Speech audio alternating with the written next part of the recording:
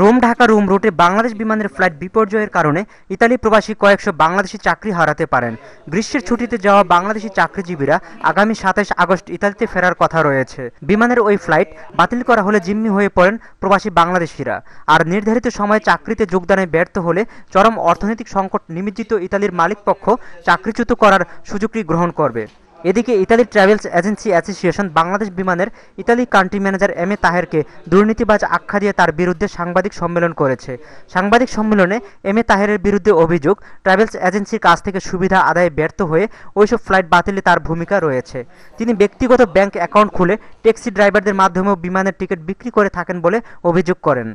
ব্যক্তিগত পর্যায়ে টিকিট বিক্রি করা, বিমানের মার্কেটিংয়ের নামে ইতালির বিভিন্ন শহরে বাংলাদেশ সরকারের অর্থ ব্যয় করে আনন্দ ভ্রমণ করা, বিভিন্ন সময়ে ব্যক্তিগত স্বার্থ হাসিলের উদ্দেশ্যে আক্রমণমূলকভাবে ট্রাভেল এজেন্সির মালিকদেরকে অন্যায়ভাবে হয়রানি করা। এছাড়াও অনেক সুনির্দিষ্ট তথ্য আমাদের হাতে আছে বিধায়ী তাকে আমরা দুর্নীতি করতে দ্বিধাবোধ করতেছি।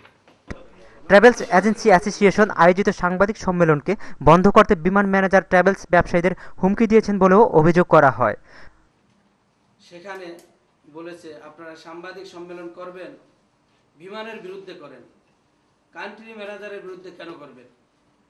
আর কান্ট্রি ম্যানেজারের বিরুদ্ধে যদি করেন তাহলে আমরা কাউকে ছাড়ব না। দুর্নীতির টাকায় বাংলাদেশে বিলাসবহুল বাড়ি কেনার অভিযোগ করা হয় তার বিরুদ্ধে। সাংবাদিক সম্মেলনে লিখিত বক্তব্য পাঠ করেন সংগঠনের সাধারণ সম্পাদক শহীদুল ইসলাম। সাংবাদিক সম্মেলনে সাংবাদিকদের বিভিন্ন প্রশ্নের জবাব দেন সভাপতি জাহাঙ্গীর হোসেন ফরাজি, মাহতাব হোসেন, মেজবাউল ইসলাম বাবু, ফিরোজ খান, রফিকুল আলম সহ আরও অনেকে। Shaon Ahmed, Bangla TV news, Rome, Italy.